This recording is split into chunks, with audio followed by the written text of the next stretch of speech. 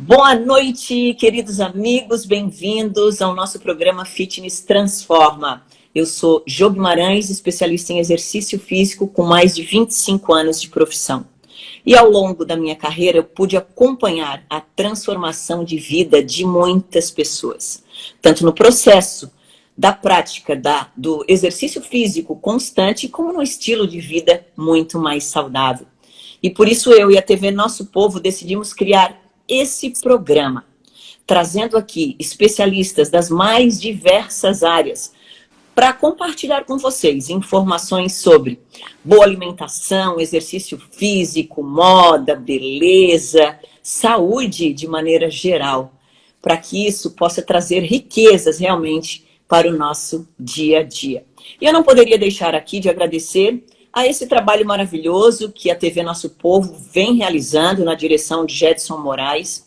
Parabéns a toda a equipe que estão contribuindo, né? Em especial aí aos nossos patrocinadores. Paula Móveis, Decorando, Espaço Fashionlet, Franciele Medeiros Lash Design, Ótica Nani, São Luís, Drogaria e Manipulação.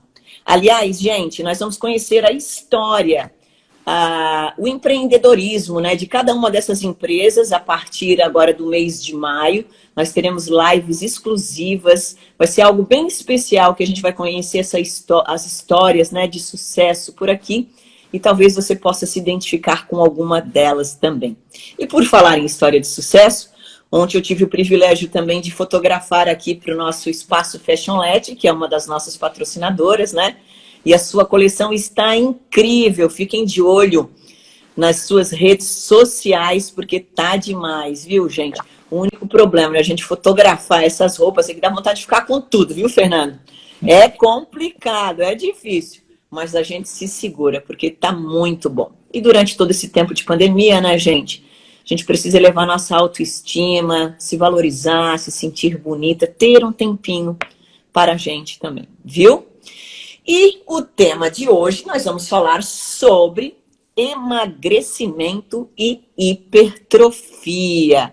E quando a gente fala sobre isso, a gente já sabe que tem muitos pilares para a gente conseguir esses objetivos, né? O exercício físico, o descanso, a hidratação, a fé, mas tem aí um pilar importante demais, e é sobre isso que nós vamos falar, sobre o plano alimentar, sobre a boa alimentação.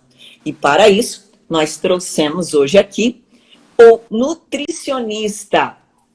Vamos lá, ele é o Fernando Miguel, e ele tem especialização em nutrição clínica e esportiva, professor de pós-graduação para cursos de nutrição com ênfase em hipertrofia e emagrecimento, experiência como nutricionista de atletas de alto rendimento, nutricionista colaborador na Sociedade Brasileira de Medicina e Obesidade, empreendedor. Atualmente atende em consultórios tanto na cidade de Florianópolis quanto em Palmas, Tocantins. Bem-vindo, Fernando! Bem-vindo ao nosso programa, querido.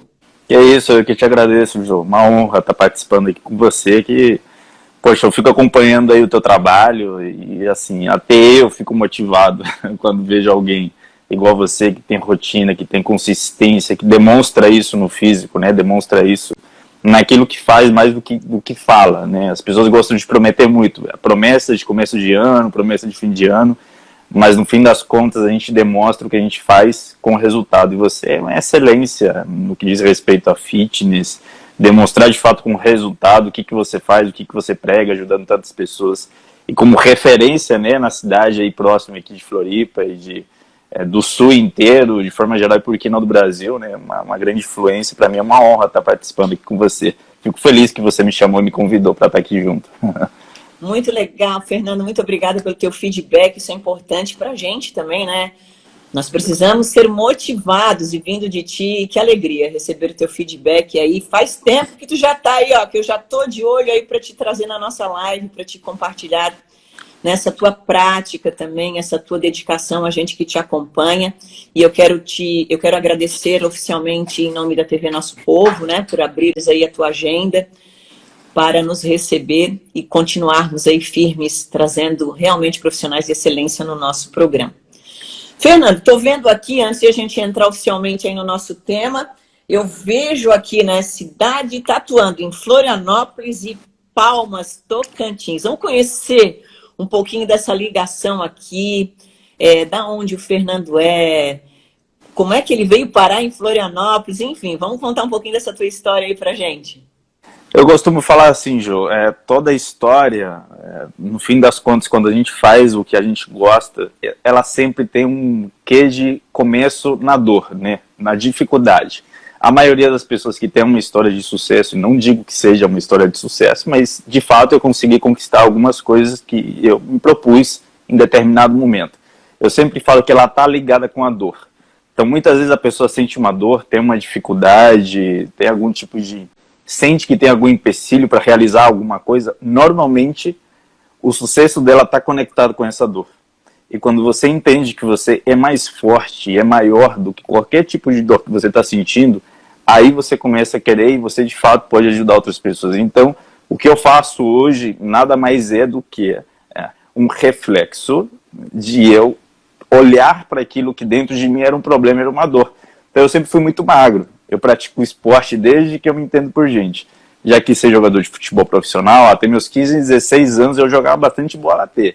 Eu era desse grosso assim, ó, esse dedo era mais grosso do que eu. Então eu tinha 1,82 com 60 quilos. Você já pode ter uma noção. Consequentemente, isso afeta. Você tem um adolescente ali com 17, quase 18 anos, acaba afetando a autoestima, afeta tudo de forma geral. E eu sempre gostei de musculação. Eu sempre olhava para o Arnold Schwarzenegger, na época, Sylvester Stallone, os filmes desses caras, e falava, putz, um dia eu quero ficar parecido com esse pessoal aí, será que eu chego perto, chego próximo? E aí que surgiu essa ideia toda de praticar musculação. Então eu pratico musculação desde meus 17 anos, vai fazer 13 anos, mais de 13 anos que eu pratico musculação. Mas começou onde? Começou numa dor que eu tinha, né? Baixa autoestima, não me sentia bem com o meu corpo, com o meu físico, consequentemente eu procurei mudar isso de alguma forma. E querendo ou não, ao longo do tempo, isso se tornou a minha profissão, né? Se tornou aquilo que eu faço diariamente. Decidi cursar e fazer o curso de nutrição depois de um tempo, e aí as coisas foram se encaixando, né? Então, eu sempre gostei muito de ensinar, sempre gostei muito de passar para os outros aquilo que eu conheço, que eu entendo e que eu aplico. Eu sempre gostei de ser muito coerente com o que eu faço. Eu não ensino alguma coisa que eu já não fiz e não apliquei em determinado momento. Então isso é algo meu. Eu sou muito coerente com essas questões. Então a partir disso eu gosto de ensinar outras pessoas. E aí que surgiu também todo esse movimento de querer dar aula. Fui convidado logo no primeiro mês que eu me formei. Eu me formei na Universidade Federal do Tocantins, né, em Palmas. Logo no primeiro mês que eu me formei, já fui convidado para dar aula na Federal. E querendo ou não, eu sempre me esforcei muito durante a faculdade e de alguma forma os professores enxergaram em mim alguma coisa diferente ali, né? E aí eu assumi a disciplina de nutrição esportiva e, consequentemente, como qualquer pessoa que tem dificuldade, eu também tinha dificuldade para dar aula, mas era um foco, uma meta que eu tinha. Eu quero ser professor, eu quero dar aula, além de atendimento. Então eu sabia que eu tinha que me expor a isso. Por que eu estou contando essas histórias? Porque tudo que eu faço hoje não é porque eu tenho um talento ou um dom. É porque eu me coloquei numa situação de desconforto e a partir dela, repetidas vezes, eu me tornei bom. Então tem muita gente que acha às vezes que não é bom em algo, só que na verdade essa pessoa nunca teve consistência suficiente para repetir até ficar bom. E aí, a partir disso, surgiram convites para dar aula em pós-graduação. Hoje dou aula em pós-graduação, tive minha clínica em Palmas. Hoje, na verdade, eu estou aqui em Palmas, né? Estou resolvendo algumas coisas e eu estou aqui na cidade. E aí, no meio disso tudo, Jô, eu sentia que estava faltando alguma coisa ainda, né? E no começo, já logo no começo do ano passado, veio logo a pandemia, algumas coisas foram acontecendo, um movimento surgiu, eu falei, eu preciso procurar um desafio maior, uma cidade diferente, uma cidade que seja maior, que tenha um público diferente e, consequentemente, me colocar mais uma vez um desafio novo.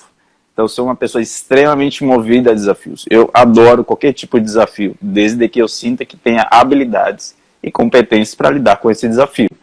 A partir disso, eu vou me adaptando. E aí, logo que chego em Florianópolis, tenho o convite de fazer parte da Sociedade Brasileira de Medicina da Obesidade, como colaborador, porque a sede é em Floripa. E aí eu já sou convidado logo para fazer parte, então acabo me dividindo entre atender em Floripa e em Palmas. Só que, igual eu falei aqui no início, com essa pandemia, Jô, tá tudo assim, de cabeça para baixo.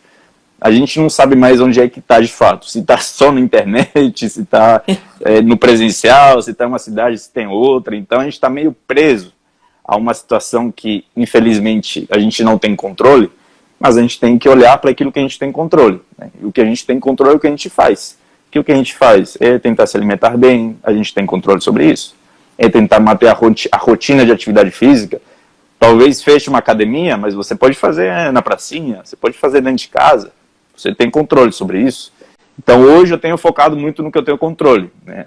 Parei bastante meus atendimentos, não tenho atendido presencial, faz uns 2 meses que não estou atendendo, porque acho que a gente chegou num ponto, numa situação que ficou um tanto quanto crítica, e eu preciso ter um pouco de prudência, pensando até nas pessoas com as quais eu convivo, e acho mais prudente esperar um tempo, de repente ver toda uma questão de vacinação para aí sim retornar atendimento presencial, e por isso que eu te falei no início da live, né? Então estou colocando muita energia nos meus cursos, os meus cursos de formação para nutricionistas, meus cursos de formação para estudantes, profissionais da área, as pós-graduações que hoje basicamente se concentram no online, porque a gente é impedido de dar aula presencial por um tempo, né, até tudo retomar, que eu acho que vai demorar um pouquinho ainda, e aí a gente está aqui. Então basicamente a minha história é essa, né, e no meio disso tudo eu nunca parei de praticar musculação. Já preparei vários atletas, fisiculturistas de várias categorias, wellness, biquíni, sênior, acima de 100 quilos, abaixo de 100 quilos, em tudo que é categoria, dentro e fora do Brasil, na Europa. Então tenho um pouquinho de experiência em vários pontos, né, em várias áreas, e sempre tentei explorar o máximo possível de cada uma delas. Sempre gostei da excelência em cada uma delas. Então é por isso que a gente está aqui conversando, eu acho. Que legal, Fernanda. Isso aí, parabéns pela atitude, né? Tu colocaste uma coisa muito importante, né? Às vezes as pessoas esperam esse talento, essa motivação, e muitas vezes a gente tem que fazer acontecer, tem que determinar, motivados ou não, tem que organizar um plano, né? E se manter firme em busca daquilo que a gente almeja, né? Somos muito parecidos na sua história, viu? Eu passei uma adolescência também um pouquinho difícil, com sobrepeso. Não muito, mas aquilo me incomodou. E aquilo me levou a chegar aonde eu cheguei. Se eu consigo, qualquer um consegue. Então, basta a gente desenvolver esse espírito guerreiro que a gente tem dentro da gente, né? Se determinar, buscar, planejar, escrever, determinar, e a gente tem que fazer acontecer, não pode fazer, não. Sonhos são para a gente vivê-los intensamente, muitos deles estão nas nossas mãos, depende de nós. Mas agora, então, que o Fernando aí fez essa sua apresentação, né? E a gente bateu um papinho um pouquinho aí, conhecer um pouquinho dessa história, a gente vai entrar na nossa pauta, gente, porque são muitas perguntas interessantes aqui. E eu queria começar aqui com o Fernando, para a gente bater um papinho aí sobre o senhor carboidrato, Fernando. Herói ou vilão? Por quê? Porque uma pergunta chegou aqui, ó. Quero emagrecer. Qual a quantidade de carboidratos que posso consumir? Vamos conversar um pouquinho sobre essa dúvida aí, Fernando? Vamos, isso aí é super tranquilo, né? Na verdade, do mesmo jeito que a gente olha e enxerga a internet hoje até como uma forma da gente trabalhar, desenvolver nosso trabalho, atingir mais pessoas, conversar com mais pessoas, passar informação, ela é uma ferramenta, só que ela é utilizada para vários fins, e nem sempre os fins justificam os meios, né? E nem sempre a pessoa que está utilizando, de fato, ela está fazendo isso com alguma coerência, algum embasamento. Então, querendo ou não, a internet faz com que a informação se espalhe, tanto a boa quanto a ruim. Só que tem um problema, normalmente a ruim tende a se espalhar muito mais do que a informação boa, atinge muito mais pessoas. E aí, no meio disso tudo, o que tem vindo? Né? Que o carboidrato é um vilão, que determinados alimentos são responsáveis por doenças, a gente falaria aqui do leite, foi o glúten, é tudo. Então, basicamente, a gente não comeria, a gente viveria de beber água. Até em determinado momento a água foi um problema. Não, tem que ser uma água alcalina, não pode ser mais água normal, tem que ser uma água diferenciada. Então, quanto mais a gente vai colocando esse tipo de barreira, porque isso é uma barreira que você coloca entre a pessoa que quer mudar um hábito, tá, e o que a gente tem de melhor e mais atualizado em evidência científica. Basicamente o que acontece é isso. E a nutrição, ela é uma área da medicina, como qualquer outra área e que segue um rigor, tem uma metodologia, um passo a passo. A gente não pode tirar as coisas da nossa cabeça, porque me deu a ideia, eu acho que é assim. É uma ciência, como qualquer outra ciência, e ela tem que seguir todo um passo a passo, um rigor científico, igual treinamento. A gente não pode tirar as coisas da nossa cabeça, porque eu acho que é assim, o treino tem que ser assim. Não, tem todo um rigor, levando em conta a biomecânica do exercício, anatomia, a fisiologia do exercício de forma geral. Nutrição é exatamente igual. E o carboidrato entra como um elemento no meio disso tudo, né, que as pessoas pegam, estigmatizam, criam uma crença, baseado talvez num relato dela mesma, ou do que ela, das experiências que ela tem, junto com o que as pessoas falam.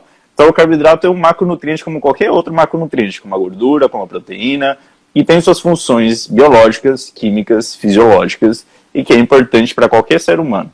Então quando a gente fala de performance, é impossível você ter boa performance se você não tem uma boa ingestão de carboidrato. Não tem a menor possibilidade disso acontecer. A grande questão é que as pessoas, ao longo do tempo, elas têm optado por carboidratos industrializados, de alta densidade calórica, alta densidade energética. É diferente de uma fruta, por exemplo. Quando você consome uma fruta, você está consumindo carboidrato. Só que é um carboidrato de baixa densidade energética. O que é baixa ou alta densidade energética? É quando você olha para uma porção e ela tem mais ou menos calorias em relação a essa porção. Então, se a gente olha, Jô, a gente pega um pacotinho de biscoito de bolacha, você tem muito mais calorias ali do que se você comer praticamente 4, 5 bananas de uma vez só. Então, esse tipo de conduta, claro que é associado ao sedentarismo, a falta de atividade física, o açúcar que você adiciona, às vezes, ali, junto com qualquer tipo de bebida, o café, o suco ao longo do dia, enfim, há um excesso de calorias. E aí as pessoas têm olhado para o ponto errado, considerando que todos os carboidratos são vilões. E não funciona assim. Na nutrição você não tem nem vilão, nem mocinho. Você tem alimentos, nutrientes. Ponto. E você precisa saber qual é a quantidade que você tem que consumir. Isso depende de demanda. Então, para eu dar aqui quanto a pessoa precisaria consumir, eu tenho que entender qual é a demanda que ela tem. Eu não sei qual é a demanda que, no caso, quem fez a pergunta, qual é a demanda que essa pessoa tem. Essa demanda vem da onde? O quanto ela pratica de atividade física, qual é o gasto calórico diário, qual é a rotina dela de dia a dia, qual é, de repente, o objetivo que ela tem, né? Se é ganho de massa muscular, se é perca de gordura, se é performance, né? Melhorar o rendimento, qual é a rotina, quais são os hábitos, quais são os prazeres alimentares, as preferências alimentares, o tipo de alimento que ela prefere. O que eu posso falar é que nenhum carboidrato precisa ser excluído da dieta, a não ser que a pessoa tenha algum tipo de empecilho específico. Vou dar um exemplo, glúten, por exemplo. Se é um alimento rico em glúten, um macarrão. Macarrão tem glúten. Se a pessoa tem uma doença celíaca, se justifica ela retirar o glúten da dieta. Se justifica ela retirar o pão da dieta, por exemplo. Se é um indivíduo que tem uma intolerância à lactose, que é o carboidrato do leite, se justifica reduzir ou retirar dependendo do grau de intolerância à lactose. Agora, se é uma pessoa saudável, que não tem nenhum tipo, né, de justificativa clínica para retirar o carboidrato ou qualquer tipo de alimento, ela não precisa retirar, ela só tem que quantificar. E eu não posso dar uma resposta de quanto, porque eu não sei qual que é a rotina, qual que é a demanda que essa pessoa tem. O que eu posso falar é que as recomendações, em média, elas ficam entre 45% e 55% das energias vindas de carboidratos. O restante a gente preenche com proteínas e com gorduras. Quando você faz essa equação, é impossível não ter um bom resultado. A grande questão é que quem vai fazer essa equação vai ser um nutricionista, vai ser ali junto com você um médico fazendo todo o suporte junto, de repente. Então só tem que ter esse cuidado, mas nenhum carboidrato é vilão, muito pelo contrário. É uma forma muito mais fácil até de você manter a dieta, porque se a gente observar na nossa cultura brasileira, ocidental, a gente tem muito mais carboidrato do que outros alimentos. É muito mais fácil você ter acesso a carboidrato. Só tem que ter um cuidado com a quantidade. Isso aí, gente. Para quem está chegando aí, nós estamos batendo um papo aqui super interessante com o nutricionista Fernando. E está dando dicas aí, na verdade, respondendo as perguntas, né? Que chegaram para nós aí em relação aos temas oferecidos para a live dessa noite. Fernando, a ideia aí, que tu colocou muito bem, né? Às vezes as pessoas acabam até copiando, né? A gente já falou até, inclusive, aqui em outras lives, né? A dieta do outro, o que rola na internet, né? Então tem que ter um cuidado, porque respeitar essa individualidade biológica de cada um, que cada um realmente precisa, é que nem o programa do exercício. Não dá para sair copiando o que está todo mundo postando na internet, né? Então, quando a gente faz um trabalho direcionado, fazendo os ajustes adequados daquilo que você precisa para chegar lá, aí o resultado chega, o resultado de excelência, o resultado saudável, o resultado que você consegue atravessar, né? Eu digo sempre aí para as minhas alunas que a gente às vezes precisa atravessar um deserto, mas a gente sabe que deserto é lugar de passagem e a gente vai chegar nesse lugar que a gente tanto espera. Muito bem aí, vamos lá, vamos partir para a segunda pergunta então. Eu gostaria de saber sobre termogênicos. Simples assim, chegou para nós. Vamos falar um pouquinho aí qual é essa... O que tu acha a respeito dos termogênicos utilizados aí? A gente tem que dividir primeiro qual tipo de termogênico, né? Porque termogênico, se olhar o conceito de termogênese, é tudo que aumente a temperatura corporal. Ponto. Então, qualquer coisa que aumente a temperatura corporal é considerado termogênico. Então, por exemplo, a proteína da dieta é termogênica. Só que quando a pessoa pensa em termogênico, ela está pensando no comprimido que ela vai comprar na farmácia ou na loja de suplemento. Eu acredito que seja nessa vibe aí, tá? Exatamente. E aí que está o grande problema. Porque se a gente comparar o efeito termogênico de você aumentar a proteína da dieta com qualquer outro tipo de suplemento, eu vou ser injusto até com o suplemento, porque o efeito térmico da proteína é muito maior. Então, vamos lá, de novo. Então, a proteína, se eu olhar para a proteína, é muito melhor investir em proteína pensando em efeito térmico do que em qualquer outro tipo de suplemento. E quando você aumenta a proteína da dieta, primeiro que você tem o efeito térmico da proteína, segundo que a proteína melhora a saciedade, consequentemente vai facilitar a adesão com a dieta, que é um grande problema que a maioria das pessoas tem quando tentam perder peso ou qualquer outro tipo de dieta, é sentir fome. Com a proteína você inibe essa sensação de fome. E terceiro ponto, para melhorar a composição corporal, para você ganhar massa muscular, para melhorar a celulite, para melhorar a flacidez, para melhorar absolutamente tudo do que diz respeito à estética, você precisa consumir uma quantidade X de proteína ao longo do dia. Então, se você faz isso de forma inteligente, você otimiza muito mais o resultado que se investir em qualquer tipo de termogênico, que vai ter um resultado mínimo e que provavelmente não vai compensar o investimento. Mais ainda quando a gente fala de qualquer tipo de suplemento.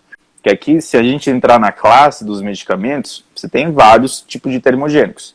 Termogênicos que a gente chama de beta-agonistas, que aumentam o batimento cardíaco, frequência cardíaca, e aqui normalmente a gente está falando de termogênicos que a maioria das pessoas não deveriam utilizar porque vão ter, obviamente, vários efeitos colaterais. Metanfetaminas, clenbuterol, que é muito utilizado inclusive por alguns atletas, entre outros tipos de termogênicos. Aqui efedrina, que sempre são ligados a casos, tá? São normalmente os termogênicos mais ligados a casos de efeitos colaterais, inclusive morte. Obviamente porque tem muito receptor no coração. E algumas pessoas acabam utilizando de forma indiscriminada. E outra classe de termogênicos aqui a gente poderia estar citando hormônios da tireoide, os tiroidianos, tiroxina, levoide, etc. Tudo isso é um termogênico. Só que aquele que você pode comprar em qualquer loja de suplemento, normalmente vai ser o quê? Um suplemento rico em cafeína, que tenha alguma adição de algum tipo de vitamina ou de mineral junto. normalmente é algo que não vale a pena, né? No fim das contas, você está utilizando algo que não vai aumentar tanto assim a termogênese, que o que os estudos mostram é que você consumir mais cafeína, por exemplo, vai aumentar a termogênese em 60 calorias, 70 calorias. Isso daí, um chiclete que você mascou no final de semana, você já matou essas 60 calorias que você gastou. Então não vale muito a pena. É um investimento que não tem retorno. E o que os estudos mostram também é que, normalmente, quem procura utilizar termogênico sempre tem comportamentos que são associados à não manutenção da dieta. Então, normalmente, a pessoa que mais procura utilizar, né, artifícios, termogênico, encurtar caminho, normalmente a pessoa que não tem resultado. Que ela sempre quer procurar algo que não seja a única coisa que dá resultado. Que é a dieta, o treino, a consistência, a rotina. E aí a gente tem algumas outras coisas que poderiam melhorar, que é a qualidade do sono melhora também o processo de emagrecimento, melhora o processo de hipertrofia, melhora toda uma questão hormonal, fisiológica. Né? Então, quando a gente olha para o termogênico, o que eu posso falar é que, em linhas gerais, não vale a pena, é um gasto desnecessário, correndo o risco de ter efeitos colaterais que vão prejudicar todo o planejamento alimentar, ou até a rotina e a adesão e qualidade de vida. No fim das contas, eu acho que não vale a pena. Muito bem. Já ligando, fazendo esse link aí, ó, também após ontem a gente ter lançado as perguntas, também chegou a pergunta sobre os remédios para emagrecer. Seguindo nessa mesma pauta aí, quero que tu coloque isso em relação a isso. Acabaste de responder, né? Geralmente quem utiliza são as pessoas que precisam entender que a rotina, que é um novo estilo de vida que deve fazer parte diariamente das nossas vidas. Mas dá mais uma ênfase que eu acho que é muito importante, porque às vezes tem gente consumindo, porque o outro consome e acha que também está tudo certo, né? Então, legal a gente colocar esse feedback em relação a isso. Os medicamentos com fins de tratar a obesidade, eles têm objetivos específicos. E normalmente são análogos de alguns hormônios que inibem a fome, inibem o apetite, então faz a pessoa comer menos. Consequentemente, é um tratamento, como qualquer outro tipo de tratamento, como um medicamento para tratar depressão, transtorno compulsivo, obviamente aqui ligado já à parte de alimentação, mas transtornos também ligados com ansiedade, ou qualquer outro tipo de doença. Então a gente tem que entender que a obesidade é uma doença, que ela é um fator de risco para várias outras doenças. E no meio disso tudo, nós temos cada vez mais investimento em tecnologia e em medicamentos que consigam ser coadjuvantes no tratamento da obesidade. A grande questão é que tem pessoas com um IMC normal, um físico normal, um corpo normal, um percentual de gordura normal, e querem diminuir o percentual de gordura e utilizam medicamentos que são utilizados para a obesidade. Esse que é o grande problema. É quando uma menina que não tem nenhum tipo de problema de saúde, ela utiliza um medicamento que é para um paciente com obesidade e ela utiliza esse medicamento com fins estéticos.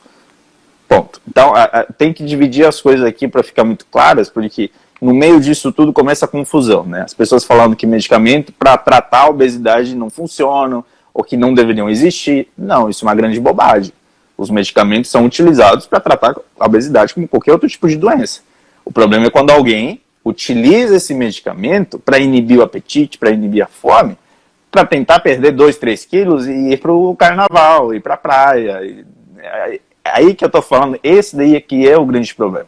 E infelizmente no meio do fitness ou da medicina de forma geral, da nutrição, nem todos os profissionais têm esse entendimento. Então, às vezes, acabam passando o que o paciente quer. A menina chega lá no consultório e fala, eu quero emagrecer, e vai lá e passa. É igual a qualquer cirurgia, Jô. Se você olhar para uma cirurgia, por exemplo, uma cirurgia plástica, você olhar para uma lipoaspiração, uma cirurgia de silicone, você tem que ter indicação para fazer isso. Um bom médico não vai fazer em qualquer um. Por mais que você queira pagar 50 mil, você fala, eu vou pagar o dobro. Não importa. Um bom médico nunca vai arriscar a saúde do seu paciente porque ele quer um tratamento estético. Só que, em contrapartida, você tem também uma outra linha, né? Daquele que faz exatamente tudo que o paciente quer. Que aqui entra todo o dilema. E entra a questão do que deveria e do que é. Então, o que deveria ser medicamento utilizado para paciente com dificuldades em perder peso e que tem obesidade. Super a favor, desde que tenha um tratamento base, que seja modificar hábitos, estilo de vida, alimentação, acompanhamento psicológico. Então, o medicamento é um paliativo muitas vezes, enquanto o paciente consegue ir tratando outras questões. Agora, por motivos estéticos, no fim das contas, é algo que não se sustenta. Que aí, a partir do momento que aquela pessoa parar de utilizar, o que vai acontecer com ela? Ela vai voltar e vai voltar muito pior muitas vezes. Vai ter um rebote muito forte. No fim das contas, acaba piorando tudo, né? Essa relação entre medicamento, o que funciona, o que não funciona, e vira uma confusão, né? Então, eu acho que no fim das contas, qualquer pessoa que quer melhorar a composição corporal como um todo, ganhar massa muscular, ir perdendo gordura, melhorando os contornos, ela só precisa de alimentação, treino ajustado e consistência com o tempo. Tenho certeza absoluta, Jô, que você não conseguiu o físico que você tem hoje porque você está há um mês treinando. Tem anos que você faz o que você faz. Então é impossível a gente tentar driblar essa conta aí. É isso aí, gente. Muito legal. E é isso que acontece. A gente vai falar um pouquinho agora também sobre a parte de hipertrofia, algumas perguntas relacionadas que chegaram, né? Mas, na verdade, a hipertrofia, esse ganho de massa muscular, né? Enfim, dependendo do objetivo de cada um, isso é uma conquista de longa data. Não dá para fazer isso em 30 dias, não dá para fazer isso para o próximo verão, né? Quer dizer, a gente tem resultados expressivos, mas a hipertrofia, ela chega com esse trabalho de progressão, passando exatamente pelos ajustes, onde a gente consegue realinhar a pessoa para ela poder ganhar essa amplitude, domínio de movimento, para ela poder ganhar essa flexibilidade que ela precisa para executar com eficiência os movimentos, para ela ganhar mobilidade. Então, é um conjunto de situações onde a gente permite que a coisa aconteça com sucesso, né? E isso casado justamente com a alimentação e tudo isso que a gente colocou, e o descanso, enfim. Mas a hipertrofia é um processo, viu, gente? É um processo perseverante. Então, as pessoas que utilizam de recursos que querem tudo para ontem, ou que não conseguem se manter firme nessa base, esse processo dificilmente vai chegar. Porque é nessa constância que a gente consegue chegar nesse nosso objetivo, né? Exatamente. E aí o Fernando colocou para nós, né? Eu acho que ele até, inclusive, nessa pergunta, que as pessoas gostariam de saber um pouco mais desse papel da proteína, né? Ele já colocou bem ali sobre a função do carboidrato, a função, né? Explicou ali um pouco também sobre a proteína. Mas tem uma pergunta aqui interessante em relação a isso. Se existe alguma fonte que tem maior qualidade de proteína para quem tem esse objetivo de ganhar massa muscular? Tem essa separação para vocês? Tem. Se a gente olhar para o valor biológico das proteínas, que nada mais é da capacidade daquela proteína reunir todos os aminoácidos, que são 20 no total, 9 são essenciais, e o restante não é essencial, tem as proteínas que têm maior e menor valor biológico. Então, se a gente olhar qual é a proteína que tem maior valor biológico, a primeira é o leite materno. Essa daqui é indiscutível que é a melhor proteína que existe, né? Principalmente para lactante. Só que se a gente falar já de um indivíduo adulto, seria o quê? A proteína do ovo. A proteína do ovo que tem maior valor biológico. Em contrapartida, as proteínas vegetais, né? Proteína do feijão, da ervilha, de soja, são as que têm menor valor biológico, porque não tem todos os aminoácidos. Tem vários, mas ainda assim precisam ser complementadas com outras proteínas para conseguir ter todos os aminoácidos, reunir todos. A grande questão é que, no fim das contas, essa diferença de valor biológico não faz diferença no processo de hipertrofia no médio e longo prazo, desde que você consuma a quantidade total de proteína que é necessária ao longo do dia. Então, um indivíduo de 60 quilos, vamos imaginar, alguém de 60 quilos, tem ali sua necessidade de 120, 130 gramas de proteína por dia, né? Próximo de 2 gramas por quilo de peso corporal para maximizar a síntese proteica. Se essa pessoa consegue fazer isso com ovo, carne, frango, peixe, atum, whey protein, se quiser adicionar em alguma refeição uma dose de whey protein para complementar, porque é mais prático, porque a rotina às vezes acaba facilitando, proteínas vegetais como ervilha, grão de bico, na contagem total, se essa pessoa conseguir chegar próximo do que ela precisa, pronto, ela vai ter o mesmo processo de hipertrofia se ela comesse ovo em dia inteiro. Então não faz muito sentido falar que o ovo, porque tem um maior valor biológico, por exemplo, seria a única proteína necessária de ser consumida, né? A gente pode consumir todas as proteínas, no fim das contas o que importa é o total que você tem ao longo do dia, né? E aí, querendo ou não, por isso que eu admiro muito o fisiculturismo, por isso que eu me apaixonei por esse esporte e pratico há 13 anos. Você pode ver, Jô, o fisiculturista é o único, e quando falo fisiculturista, eu falo qualquer pessoa, eu considero você uma fisiculturista, eu me considero um fisiculturista porque a gente cultiva, né, o físico como uma forma e como um estilo de vida. Eu não falo do fisiculturista atleta que subiu no palco. Então, você pode ser jogador de futebol sem estar competindo e sem ser profissional. Você pode bater ali tua peladinha, você é um jogador de futebol, tá, ok. Então, qualquer pessoa que quer construir um físico, ela não precisa falar o que ela faz. Ela carrega isso no corpo. E ela carrega isso no corpo e qualquer pessoa olha e fala, putz, ó, Jô, certeza que aquela mulher treina há muito tempo. Certeza que aquela mulher come bem. Certeza que aquela mulher faz isso. Certeza que aquela mulher tem relacionamentos de pessoas que são próximas do que ela faz. Certeza que aquela mulher não fica virando noite em festa. Certeza que aquela mulher não bebe e não consome bebida alcoólica. Você não precisa falar nada, que você carrega tudo isso onde? No físico. Sem falar uma palavra. Então é algo que se constrói. E se constrói porque você tem todos esses ingredientes que a gente coloca e fica ali repetindo, até que começa a dar algum fruto. Então basicamente é assim que acontece o processo. Muito legal, gente. Olha aí, viu a dica? Vamos se olhar. Hoje todo mundo vai ter uma missão, hein? Nós vamos dar uma conversada com o nosso espelho aí. Que tal aí deixar essa dica para essa turma que está assistindo a gente, né, Fernando?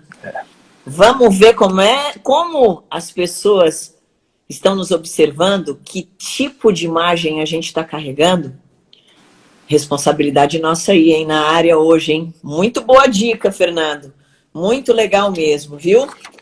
E aí a gente tem mais uma perguntinha relacionada aqui, ó. Busco hipertrofia, mas eu não consigo comer pela manhã.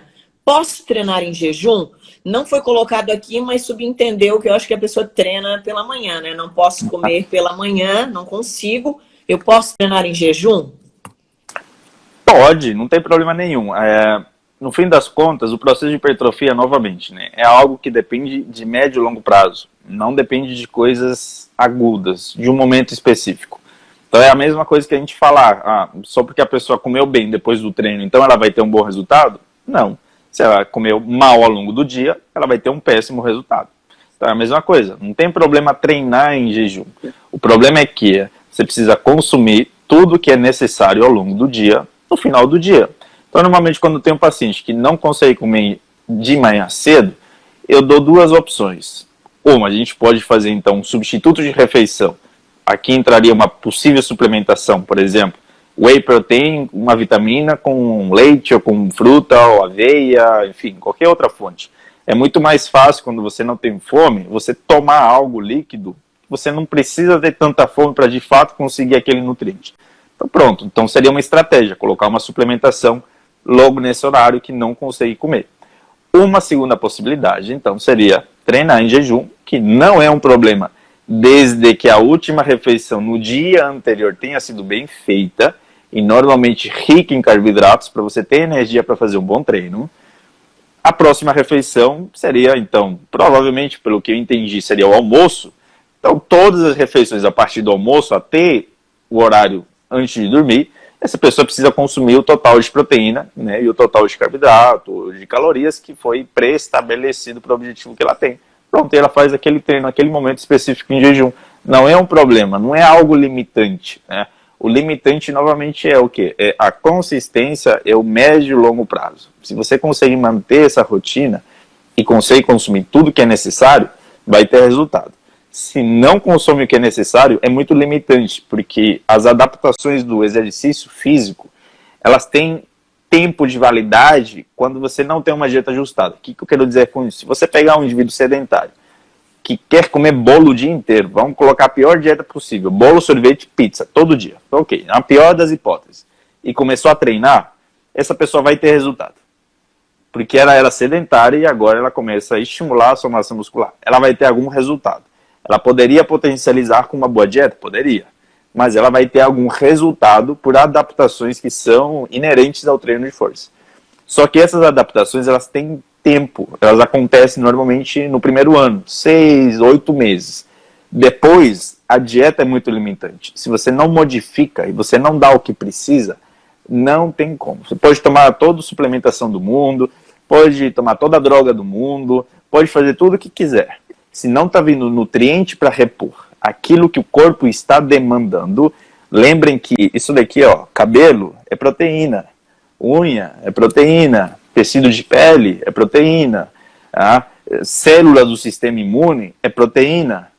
O que o corpo vai preferir? Fazer cabelo, sistema imune, tecido de pele ou fazer massa muscular?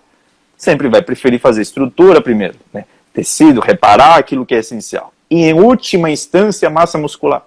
Então, se você não dá a quantidade que é necessária, é impossível, não tem como. Pode ter todo o tempo e treino do mundo, não tem como evoluir. Então, é necessário consumir o total ao longo do dia, e um horário em específico, ali, um jejum que faz de manhã, não vai ser limitante nesse sentido, não. Eu acho tranquilo.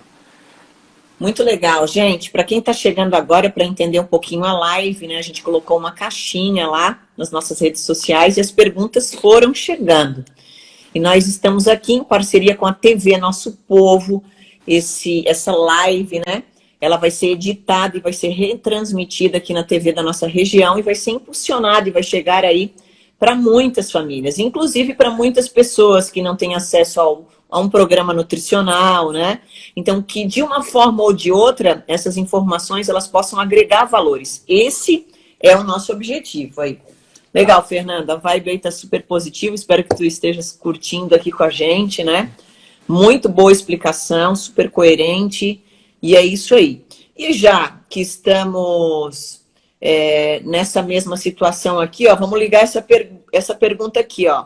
Até quanto tempo antes do treino eu posso comer? Às vezes eu não consigo fazer a minha refeição pré-treino e gostaria de saber o que poderia comer próximo do treino. Alguma situação inusitada aí que a pessoa não conseguiu fazer sua refeição e ela sente a necessidade de fazer uma refeição pré-treino, mas fica muito em cima do horário do treino. Existe essa possibilidade? Tem. Aqui tem que dividir de duas formas. Primeiro, o que a pessoa sente em relação ao seu conforto ou desconforto gástrico. E segundo, o que de fato vai gerar energia para ela fazer um bom treino. Muita gente acha que aquela refeição que fez 30 minutos antes, 1 hora antes, é o que vai dar energia para o treino. Não é. O que dá energia para o treino, normalmente, é o que a gente chama de glicogênio, que a gente armazena onde? No músculo e no fígado. Então, o principal elemento que essa pessoa vai utilizar, e qualquer pessoa utiliza como fonte de energia, é esse glicogênio. E para ele ser armazenado, você precisa de pelo menos de 3 a 4 horas, tá, de digestão, processo absortivo, pós-absortivo de carboidratos. Então, normalmente, a refeição pré-treino, por isso que eu falei que quem treina em jejum, a refeição pré-treino não é aquela que você faz quando acordou rapidinho, vai lá e come e faz. Não, é aquela que você fez na noite anterior quando você foi dormir. Então, a refeição pré-treino é aquela que a gente faz 3 a 4 horas antes. Pronto, se alguém fez uma boa refeição 3 a 4 horas antes do treino, rica em carboidrato, normalmente não tem muita necessidade de se preocupar com aquilo que vai consumir logo antes do treino.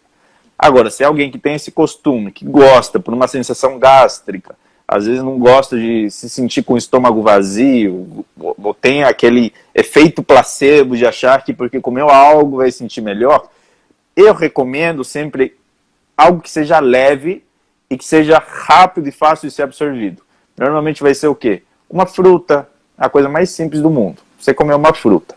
Uma torrada com um pouquinho de mel, uma fatia de pão integral, são coisas leves, coisas que você vai colocar e vai enganar o estômago e vai enganar também um pouquinho o psicológico, né?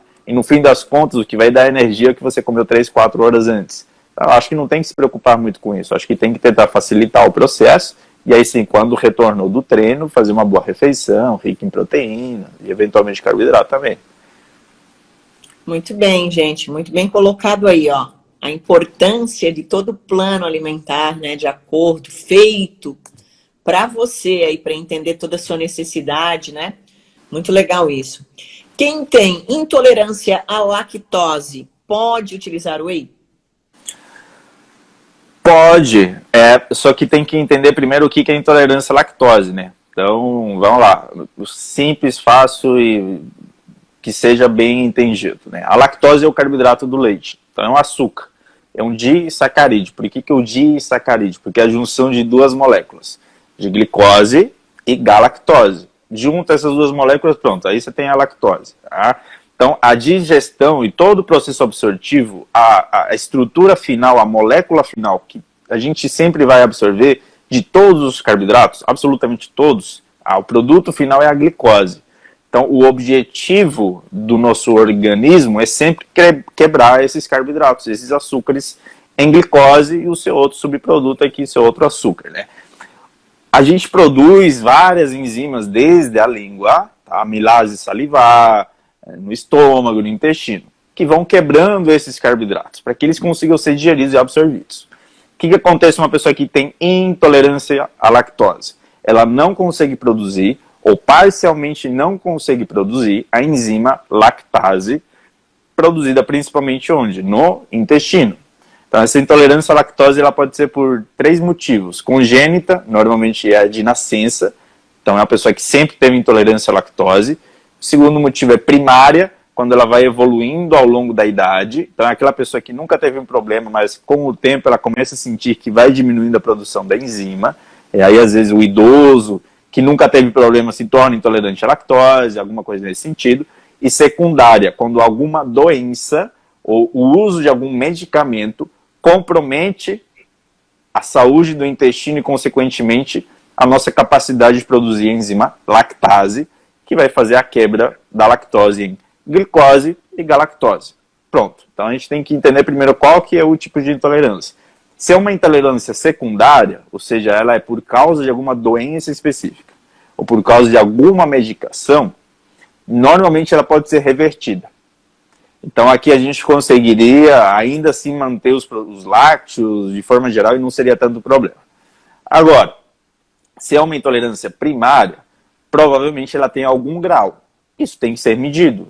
Um exame clínico de desconforto, o paciente vai relatar se sente mais ou menos desconforto com algum tipo de alimento. O que é esse grau? Esse grau de intolerância significa que a pessoa talvez produz a enzima lactase, só que numa quantidade reduzida, e se ela consumir mais lactose do que a sua capacidade de fazer o processo de digestão e absorção, ela vai ter algum tipo de desconforto. Gases, normalmente, estufamento, diarreia, entre outros tipos de cólica e de sintomas que são característicos. Quando a gente olha para o whey protein ele tem um pouquinho de lactose. Retira bastante no processo da indústria, a indústria retira boa parte do carboidrato do leite, boa parte da gordura, isola a proteína, que é a proteína do soro do leite. Então, alguns tipos de proteínas concentradas têm um pouquinho de lactose. Se a pessoa tem um grau de intolerância à lactose, mas não é um grau total, talvez assim, ainda assim ela consiga consumir whey protein e não ter nenhum tipo de desconforto. Porque aquela quantidade de enzima que ela produz já é o suficiente para fazer todo o processo que eu comentei aqui. Agora, se é uma intolerância total, provavelmente aquele tipo de proteína vai fazer, né, vai dar algum tipo de desconforto. Aí a indústria, o que ela fez? Não, então peraí, então vamos isolar essa proteína. Então por isso que você tem a proteína concentrada e você tem a isolada. A isolada retira totalmente boa parte, mais de 90% da lactose, concentra um pouquinho mais de proteína, aumenta de 80% para 90% de proteína. Então, normalmente, para quem tem intolerância à lactose, a isolada, ou em última instância, a hidrolisada, que é ainda mais cara, que já vem com a proteína predigerida em aminoácidos, já seria normalmente o suficiente para uma pessoa que tem intolerância à lactose.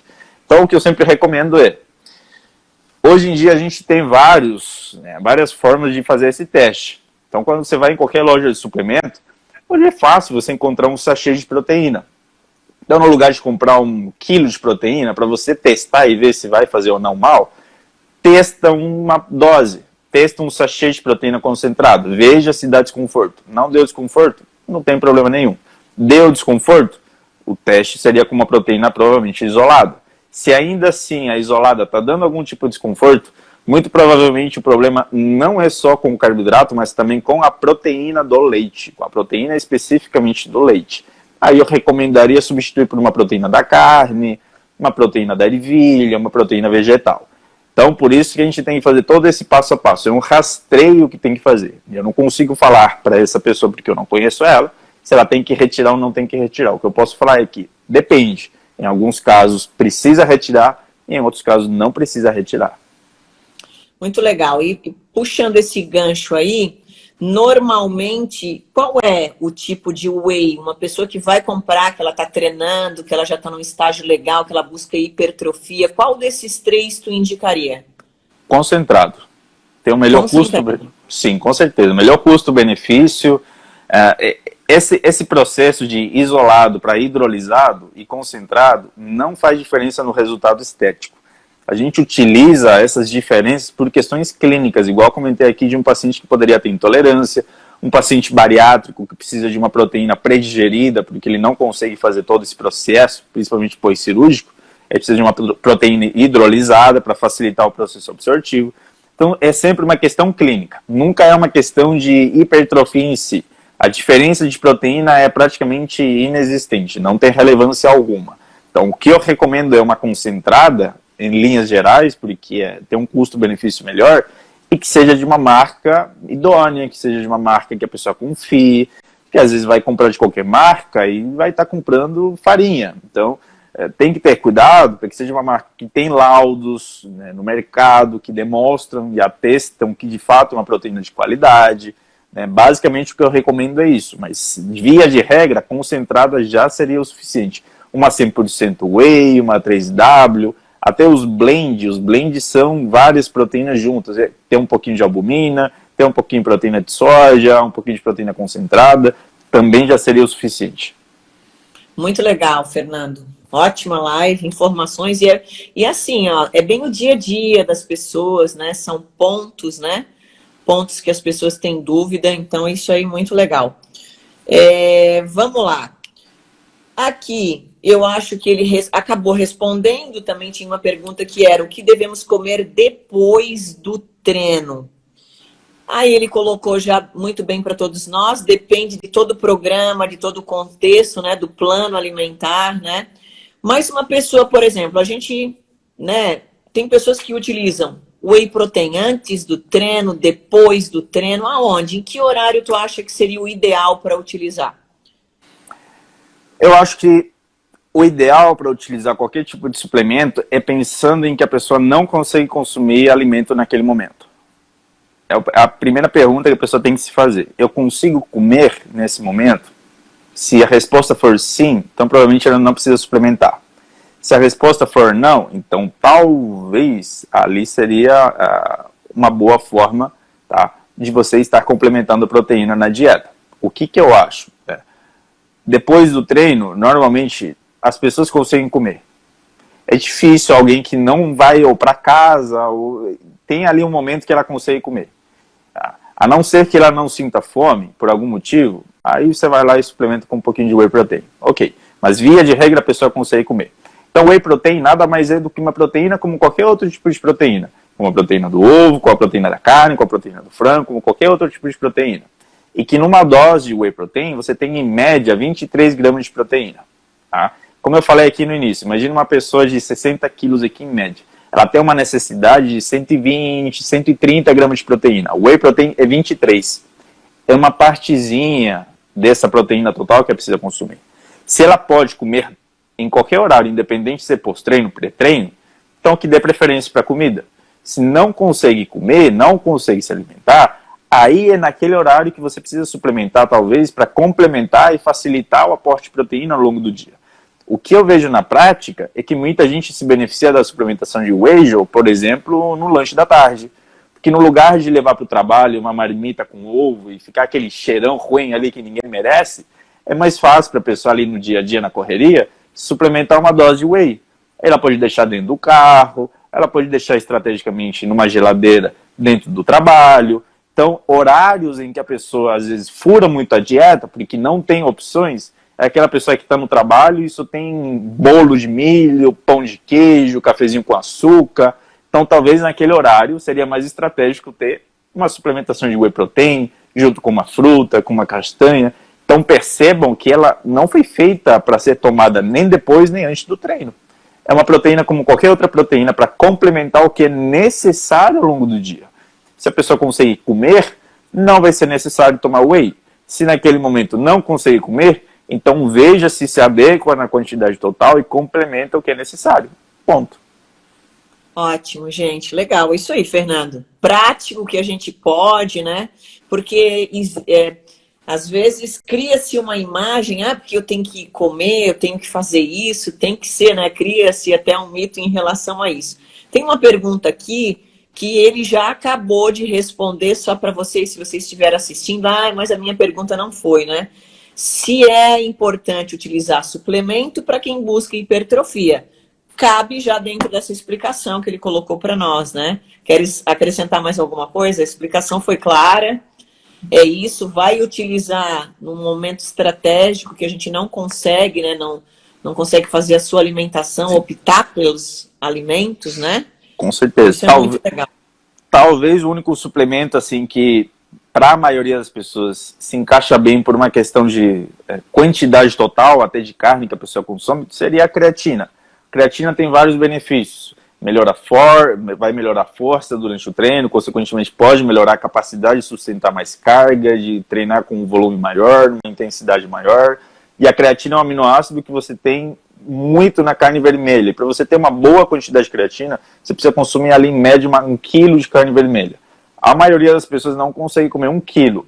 Então, partindo desse pressuposto, a creatina é um bom suplemento que, de fato, para muitas pessoas pode se encaixar muito bem, um custo-benefício baixo, é muito segura e via de regra, é de fácil suplementação, porque só uma dose por dia já seria o suficiente. Mas fora a creatina, a maioria dos outros suplementos são bem dispensáveis e, querendo ou não, Jô, assim, eu particularmente como nutricionista, eu vejo assim, umas formulações que eu sinceramente eu não entendo. Primeiro, como alguém passa a fórmula, e segundo, como alguém cai nessa e compra essa fórmula e acha que tem que gastar 2, 3 mil reais para conseguir ter um físico razoável, melhorar a composição corporal, tomando um monte de manipulado e um monte de porcaria que não serve para coisa alguma. Então, infelizmente, é algo que acontece, né? Não tem jeito. Não tem como substituir uma dieta e um treino. Não existe essa possibilidade. Vai complementar. E não existe nenhuma fórmula que vai aumentar ou potencializar o ganho de massa muscular sozinha. Não existe.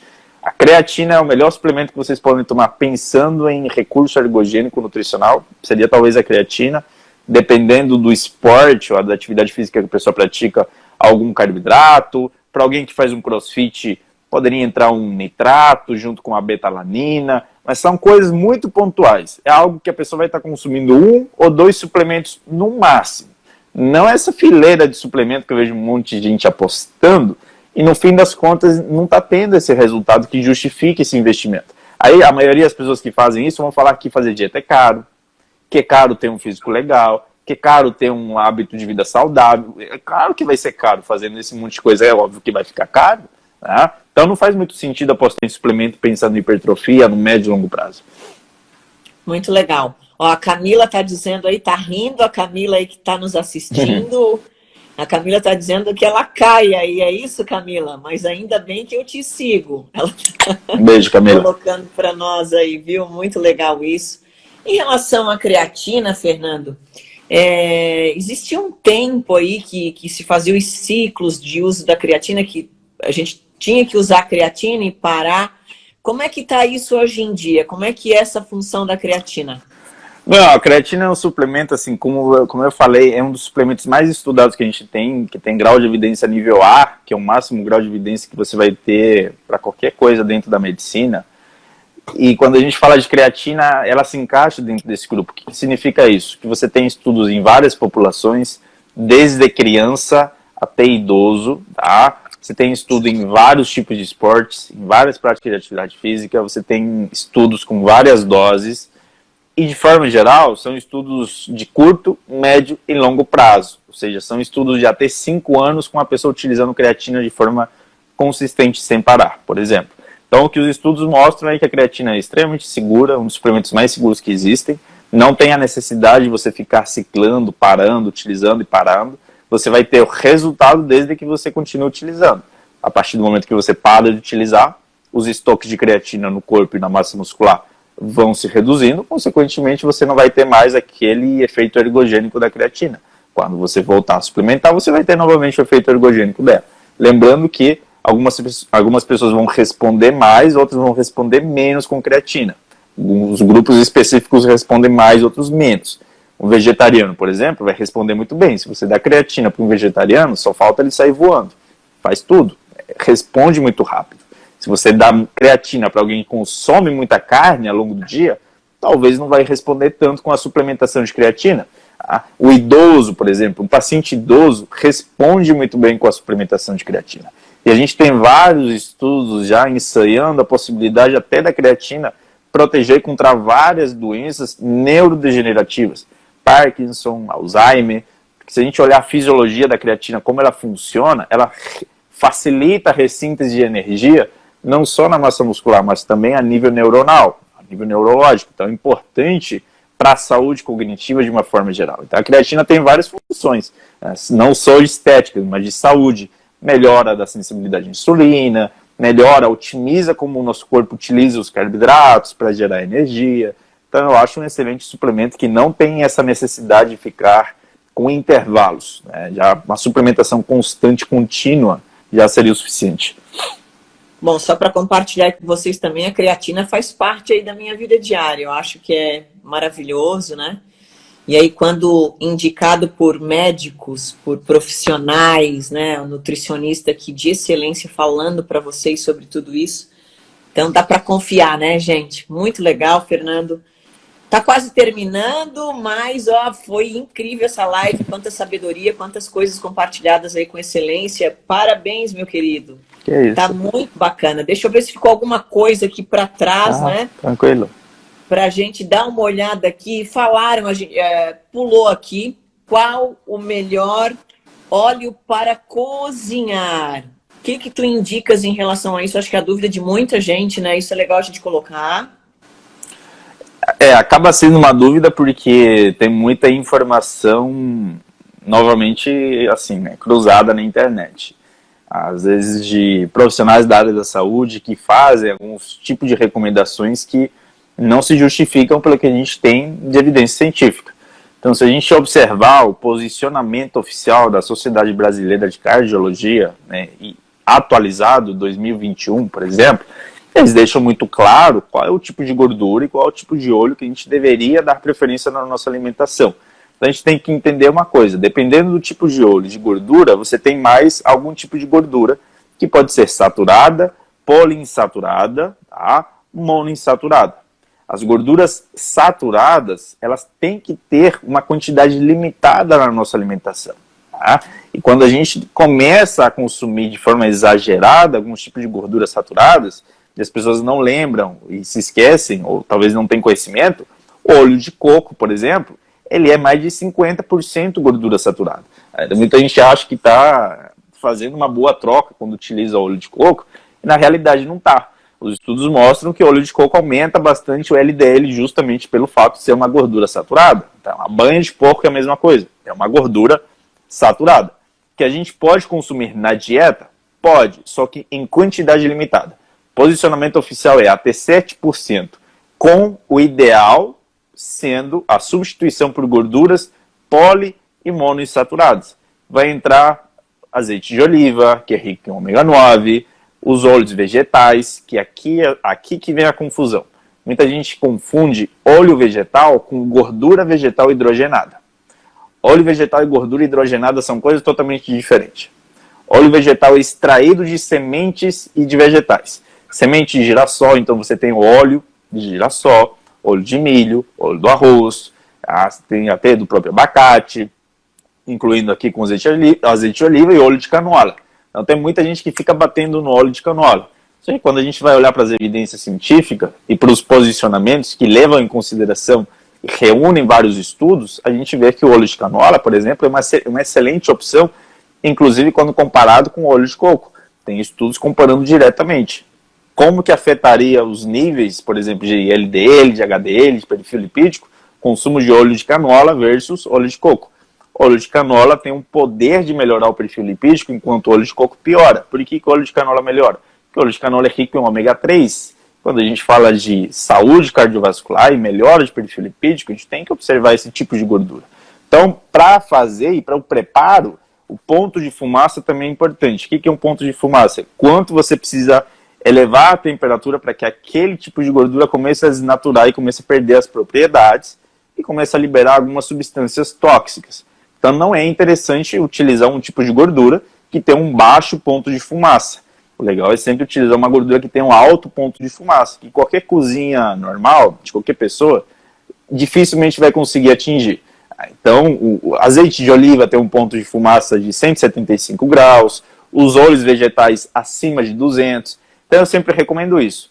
Azeite de oliva, óleo de girassol, óleo de canola, que são algumas gorduras que as pessoas têm medo, mas os posicionamentos oficiais são esses que eu falei aqui, tá? E evitar ao máximo possível o excesso de gordura saturada, o excesso de banha de porco, bacon, a própria manteiga é uma gordura saturada, mas de novo, não é exclusão, não estou falando para excluir da dieta, estou falando para ter cuidado com a quantidade e dar preferência para gorduras mono e poliinsaturadas, como os óleos vegetais e o azeite de oliva. Então, fazendo parte da rotina, é possível preparar.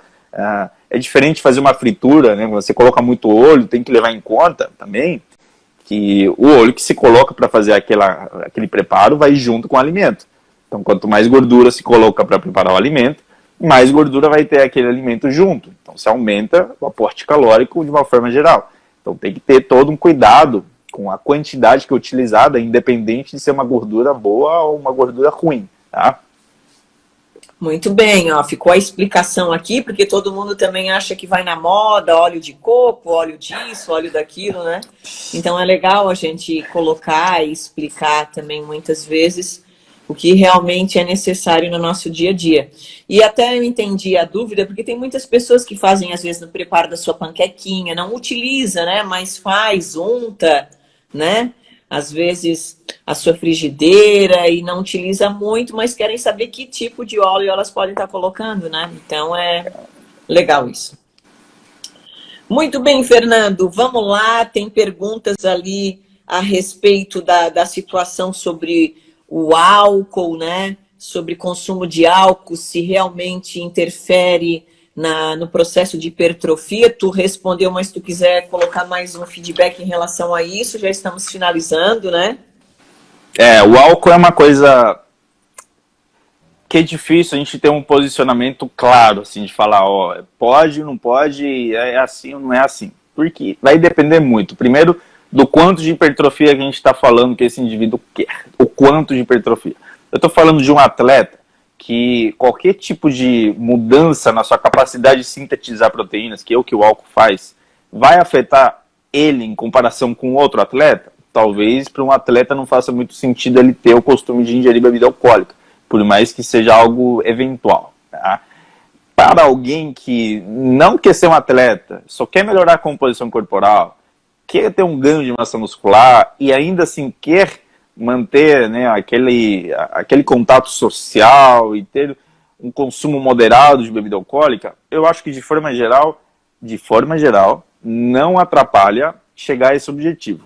A grande questão é que é sempre associado um comportamento com o outro. Então, normalmente, as pessoas que têm o comportamento de ingerir bebida alcoólica, elas fazem isso junto de um comportamento de consumir muito petisco, muita comida, é o churrasco, é muita gordura. E no fim das contas, ao longo de uma semana, você precisa justificar o que você vem fazendo. Então eu costumo falar que um final de semana totalmente desregrado, ele é capaz de acabar com toda a sua semana.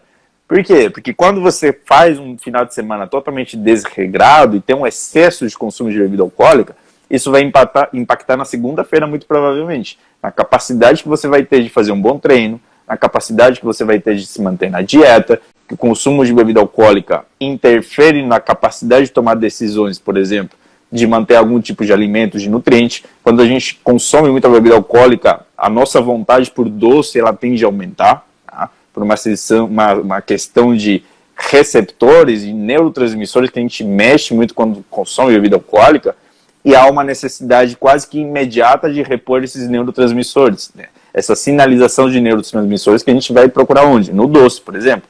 Tá? A pessoa que consome muita bebida alcoólica tem esse problema. Bebida alcoólica aumenta a excreção de vitaminas e minerais, como o zinco. Então, para a gente ter uma qualidade de cabelo legal, para ter uma unha legal, para ter uma cicatrização boa, a gente precisa de uma boa quantidade de zinco. E o álcool aumenta a excreção de zinco, aumenta a excreção de outros nutrientes. De forma geral, o álcool tem esse viés, né? E ele tem calorias como qualquer outro tipo de macronutriente. Só que ele tem 7 calorias por grama, diferente do carboidrato que tem 4 e da proteína que tem 4. Então o álcool tem mais calorias por grama do que esses alimentos aqui. E aí quando a gente tem um consumo excessivo de bebida alcoólica, você também tem um consumo excessivo de calorias. Então prejudica, pensando por esse lado, uma queima de gordura, manter uma boa qualidade do físico, não só o ganho de massa muscular, que também ele influencia, que ele diminui a síntese proteica. Só que tudo isso que eu estou falando é para uma ingestão excessiva de bebida alcoólica, frequente de bebida alcoólica, associada a maus hábitos alimentares e uma não rotina de atividade física. Para uma pessoa que quer manter ali a sua tacinha de vinho antes de dormir, que quer manter ali uma cervejinha de final de semana, de forma geral eu não vejo problema nenhum, particularmente nunca, nem falei para nenhum paciente, nunca precisei falar que ele tem que parar de beber, isso nunca foi necessário, porque eu acho que é mais importante o que a gente tem que fazer do que a gente tem que excluir. Quando você focaliza a tua atenção no que tem que ser feito, você se automonitora no que não precisa fazer. Então, se você se focaliza em fazer a dieta correta no final de semana, praticar uma atividade física instintivamente, naturalmente, você vai se controlar com o consumo de bebida alcoólica, e por mais que tenha um pouquinho ali, eu acho que no fim das contas isso não vai atrapalhar, porque o que vai demandar de fato e vai refletir numa melhora do físico são esses hábitos, esse 80%, o 90% que você faz. Aquele 10% que teve um consumo de um doce, uma bebida alcoólica, uma pizza, qualquer coisa que a pessoa gosta, normalmente não vai interferir tanto assim no resultado dela. Muito legal. Fernando, só para a gente fechar aqui, eu já estou no meu peso ideal, mas tenho barriga. Chegou assim mesmo. O que fazer? É menina? É menina. Normalmente isso a gente vai classificar de falsa magra, né? O que popularmente se fala. Aquela pessoa que tem um peso adequado, tem um IMC adequado, mas tem uma gordura acima daquilo que é considerado talvez o normal para a sua faixa de peso, de altura, e de estrutura morfológica de forma geral. Normalmente há um percentual de gordura alto e pouca massa muscular. Então a falsa magra tem a combinação desses dois poréns aqui. Um alto percentual de gordura e uma baixa massa muscular. Qual que é normalmente a indicação que eu sempre faço? Você pode tentar melhorar esses dois pontos desde que faça um ajuste muito sutil na dieta. Como? Com uma dieta que seja hipocalórica, mas não tão hipocalórica o suficiente para prejudicar o ganho de massa muscular. Então, acho que é um movimento que ela tem que fazer de ganhar massa muscular e ir diminuindo aos poucos o percentual de gordura. Na medida em que se consegue fazer isso, ajustando bem quantidade de proteína, quantidade de calorias, entendendo quanto eu gasto, para a partir disso eu conseguir elaborar minha rotina de alimentação, essa composição corporal ela vai melhorando com o tempo. Então, a falsa magra ela tem que se focalizar em aumentar a sua massa muscular e ir diminuindo o percentual de gordura aos poucos, para modificar a composição corporal. Então, a questão aqui não está no peso, porque eu vejo muita gente que tem o peso normal e tem essa gordurinha ali e fala, eu quero perder peso. Não, você não precisa perder peso. Você precisa modificar a composição corporal, porque o peso já está adequado. Não tem como, se você tem 50 quilos, você vai ir para quanto? 30? Não, você tem que só modificar a tua composição. Legal. Ganhar massa muscular e perder gordura. Para isso tem que fazer ajuste muito sutil na dieta. Esse tipo específico precisa muito da dieta. mais até do que em outros casos, porque é coisa muito sutil. Um déficit muito grande vai prejudicar o ganho de massa muscular. Um déficit muito baixo ou um não déficit vai prejudicar ela a perder gordura. Então ela precisa de algo muito bem contadinho, muito bem ajustado, para que ela consiga ter o resultado que ela quer, no fim das contas, que é melhorar a estética.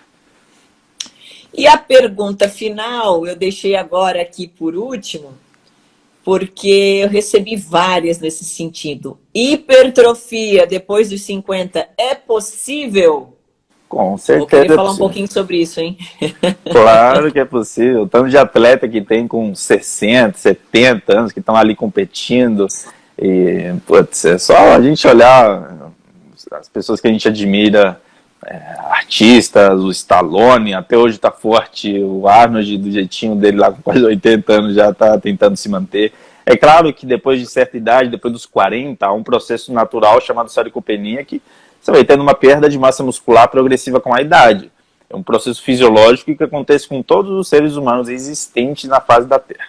A grande questão é que não é porque é algo normal que não possa ser evitável. Como é que você evita? Com o estímulo do treino de força e a dieta. Então essa resistência anabólica que acontece com a pessoa idosa, ela é compensada com uma boa ingestão de proteína e com o treino, o estímulo do treino de força. E é treino de força, não é fisioterapia que eu estou falando, pilates, tá? É treino de força, é ir lá e pegar peso. Então é assim que se consegue melhorar todos os parâmetros de mobilidade e, consequentemente, consegue se progredir, sim, ter um bom ganho de massa muscular, sim, melhorar o percentual de gordura e, obviamente, levando em consideração as limitações hormonais. E tem mulheres acima dos 50, homens que começam a entrar em período de menopausa, de andropausa. Isso interfere, né, em mudanças hormonais que, obviamente, vão interferir também, não no ganho de massa muscular, mas na capacidade de ganhar muita massa muscular, a velocidade com que ganha essa massa muscular, a facilidade com que vai ganhar. Mas não significa que não pode. Significa que talvez seja limitante em alguns aspectos, o que é natural, né, mas não é algo que é impossível de conseguir, de forma alguma. Gente, muito legal a entrevista de hoje, para dizer quem nos assiste aí, ó, que eu já entrei na casa dos 50 e posso dizer para vocês que a gente consegue sim. Tem uma estrada aí, né? Muitos anos de treinamento. A nossa academia aqui na nossa cidade, ela está completando aí 26 anos e oferecemos aí, procuramos sempre oferecer aí o melhor, né? Procuramos estar antenados e estar próximo de pessoas de referência. E eu quero te dizer aqui, Fernando, que foi uma honra, uma alegria, grande profissional, que Deus continue te abençoando, te usando aí em todas as áreas da tua vida para te levar esse conhecimento, para te continuares aí colaborando com a vida desses profissionais. Olha, tá aí muito show de muitos feedbacks aqui para ti positivos, aí todo mundo gostou muito, viu? E essa live aí vai ser impulsionada e com certeza aí vai agregar muitos valores para muitas outras famílias. Então, parabéns em nome da TV Nosso Povo aí, muito obrigada por dispores do teu tempo, né?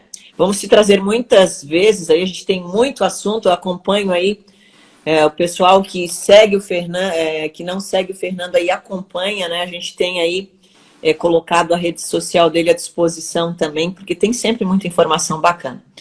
Parabéns, querido. Deixo aí tu, então, com a palavra final aí, se quiseres fazer aí o teu... Que é isso, eu que fico grato, tá, pela oportunidade, sempre que alguém abre oportunidade para eu colocar um pouco da minha palavra e do que eu acredito, e mais do que eu acredito, que eu estudo e do que eu vivencio de fato, né, para mim é sempre uma honra, né, quando tem pessoas que estão dispostas a absorver alguma coisa do que eu tenha falado. E eu sempre costumo dizer que, não só na medicina, na nutrição, em qualquer outra área, a gente tem que ter muito senso crítico para avaliar qualquer tipo de informação. Então, se eu puder deixar um recado aqui para quem está assistindo, é sempre ter muito senso crítico na hora de filtrar qualquer tipo de informação, inclusive o que eu estou falando. Se você começar a me seguir lá, filtra tudo que eu estou falando, filtra o que eu estou dizendo, questione, será que é isso mesmo, né? Veja a referência científica, não precisa acreditar em tudo que é dito, mas procura a referência, procura ver se aquela pessoa está utilizando algum tipo de argumento baseado em alguma referência, né? Nunca é algo que sai da cabeça, a gente não inventa as coisas, a gente só vai descobrindo as coisas. Então, sempre tira de algum lugar, a gente tem sempre que ter no mínimo uma referência para utilizar qualquer tipo de argumento. Da mesma forma que a Jo provavelmente faz, quando vai elaborar uma planilha de treino, quando vai acompanhar alguém, eu sempre utilizo algum tipo de referência, nunca é algo que saiu e eu inventei um modelo diferente, alguma coisa extraordinária. Não existe isso, né? E na nutrição é igual, a gente sempre vai tentando, né, fazer pesquisa, se renovar, absorver conhecimento e passar para a população, que é o nosso trabalho. O trabalho do profissional da área da saúde é fazer esse link entre o que as pessoas precisam, a sociedade precisa, e aquilo que a ciência tem de melhor, obviamente levando em consideração que ela tem tanto coisas boas quanto coisas ruins. Mas é o único jeito da gente conseguir ter mais segurança naquilo que a gente faz. Não tem como disponibilizar um medicamento numa farmácia se a gente não testou antes. Num ser humano, num ratinho, in vitro, em cultura de célula. Com a nutrição é exatamente igual. A diferença é que com o alimento a gente tem um convívio diário. Então a gente acaba achando que qualquer pessoa que tirou uma foto de um prato tem conhecimento, mas não funciona assim. Nutrição é uma ciência que tem vários profissionais que conseguem passar muito boa informação. Eu acredito que o importante, no fim das contas, é esse movimento que a gente faz aqui, tentar incentivar as pessoas a terem cada vez mais conhecimento, para ter uma boa tomada de decisão. O nosso trabalho não é impor, pelo menos particularmente, eu nunca tento impor absolutamente nada, nem para o meu paciente. Sempre falo que eu mostro os caminhos mais fáceis para que ele consiga atingir o seu resultado, que ele consiga melhorar a sua qualidade de vida, que no fim das contas é o que todo mundo procura. Muita gente procura emagrecimento, procura perder peso, procura perder gordura, para quê? Para ter qualidade de vida. Só que às vezes quer colocar esse processo na frente, né? Quer colocar, esqueci a frase, como é que fala, mas é o carro na frente dos bois, né? E é o contrário. A partir do movimento que você faz, de procurar ajuda de uma treinadora, de procurar uma academia, de se movimentar e tentar se alimentar bem, você melhora a tua autoestima e a partir disso vem um resultado. Nunca é o contrário, né? A gente sempre procura primeiro, não, eu vou só me sentir bem quando eu tiver resultado. Se eu não tiver esse resultado, até lá eu não vou me sentir bem. Aí vai acontecer um movimento muito engraçado, né, Jô? Você vai chegar lá, vai ter aquele resultado, vai sentir bem por uma semana. Na semana seguinte você não quer mais aquilo, você quer um outro resultado. E você quer um outro resultado. E você quer um outro resultado. No fim das contas, esse movimento todo para a gente ter qualidade de vida, se sentir bem, se sentir mais bonita, se sentir mais disposta, acordar cedo logo com vontade de querer trabalhar, de querer produzir, querer fazer alguma coisa útil pelo mundo. Então eu sempre falo isso, né? Meu recado é esse. Não olhem só para a questão estética, observem tudo que acontece ao redor, como melhora os relacionamentos, como melhora a visão com o mundo a partir do momento que eu me cuido, a partir do momento que eu passo a me colocar como prioridade, consigo ajudar outras pessoas. É esse o movimento que eu prego. Então, obrigado aqui pelo teu convite e conta comigo sempre aí que você precisar. Muito legal, gente. Agora, vocês que estão nos assistindo aí, ó, sorrisão, Fernando, é hora de vocês gravarem aí, fazer um registro com o celular de vocês, porque tem um presente para vocês.